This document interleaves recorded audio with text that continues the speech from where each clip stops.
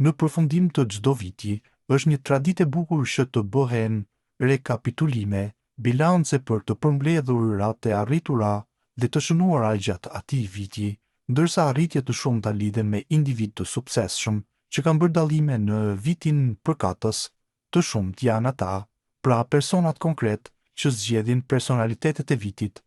Këtë traditë po e kultivon tashmë prej disa vitesh edhe platforma mediale Albinfo, dhe duke qenë platforma më e madhe dhe e besueshme e mërgatës shqiptare, jo vetëm të Zvicrës, Albinfo ka një kompetencë të caktuar që të bëjë këtë përzgjedhje. Për këtë, flet fundja fakti se pothuajse të gjithë personalitetet kanë kaluar nëpër Albinfo ose janë afirmuar edhe me ndihmën e saj.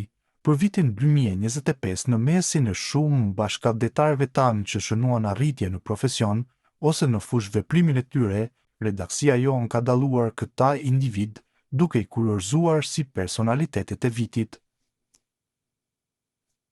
Elina Duni, artistja që ndërthur jazzin me muzikën tradicionale të vendit të saj, janë të rrallë ato figura që arrin të harmonizojnë mjeshtërisht traditën, modernitetin dhe identitetin e kulturës, ashtu sikurse Elina Duni, fitimi i çmimit Swiss Jazz Awards 2025, e kurorzon një rrugtim të jashtëzakonshëm artistik, duke e vendosur atë në qendër të skenës zvicerane dhe europiane të jazzit. E lindur në Tiranë në vitin 1981, pas rënies së regjimit komunist, ajo në moshën 10 vjeçare u zhvendos me nënën e saj në Gjenevë, ku pasi studioi piano klasike, u orientua drejt jazzit, gjuhës, muzikës që do të bëhej boshti i identitetit të saj profesional.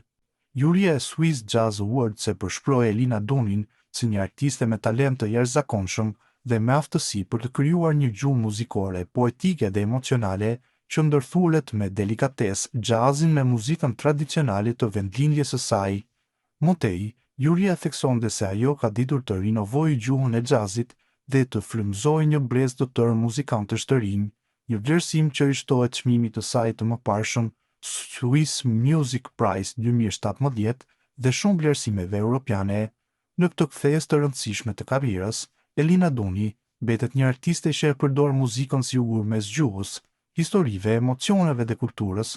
Ajo vetë e përkufizon këtë mision artistik me thellësi. Lori Kcana, imazhi që bashkon të gjithë shqiptarët.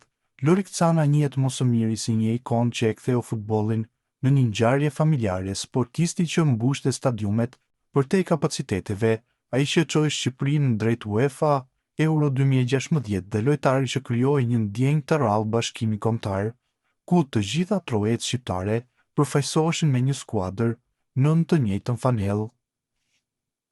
Fehmi Mohala, trajneri i kampionëve.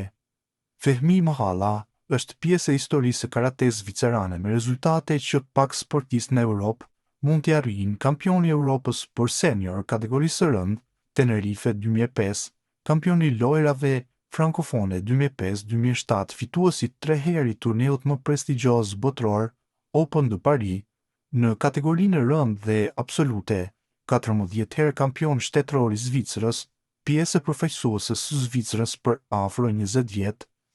Merita Pinta, një grua e fortë në krye të 100 bashkëpunëtorëve. Merita Pinta është tashmë një emër i përvetshëm në komunitetin shqiptar të Zvicrës dhe jo vetëm kaq.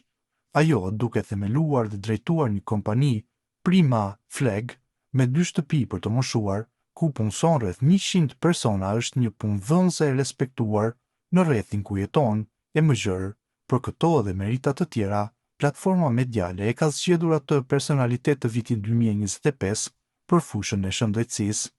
Doktor Përparim Limani në krye të klinikës së kirurgjisë në Kanto Hospital Arau. Vargu të profesionistëve mjekësorë që po arrijnë majet e mjekësisë në Zvicër, i është shtuar edhe Doktor Përparim Limani. Nga 1 dhjetori 2025, Doktor Përparim Limani merr drejtimin e klinikës së kirurgjisë së përgjithshme dhe viskarale në Kanto Hospital Arau, një prej qendrave më të rëndësishme kirurgjikale në Zvicër. Emërimi i tij, përveç që paraqet një hap profesional, është edhe një moment që shënon edhe një standard të ri të pranisë shqiptare në mjekësinë zvicerane. Musa Kamenica, një refugjat, kryeparlamentar i Lozanës. Musa Kamenica është një prej emrave më të rëndësishëm në komunitetin shqiptar të Lozanës, vallëdit dhe gjithë Zvicrës. Prej disa muajsh ai është zgjedhur në postin e kryetarit të parlamentit të qytetit të Lozanës, njërit ndër 4 qytetet më të mëdha të Zvicrës, duke shënuar një arritje të madhe në politikën e vendit ku jeton. Adrian Bajrami kthehet nga Benfica në Luzern dhe luan për Natin. Historia e Adrian Bajramit është rrëfimi i një brezi të ri futbollistësh që rriten mes dy kulturave dhe dinë ta nderojnë identitetin e tyre, pa mohuar asgjë, por duke zgjedhur vetë se ku duan të shkëlqejnë.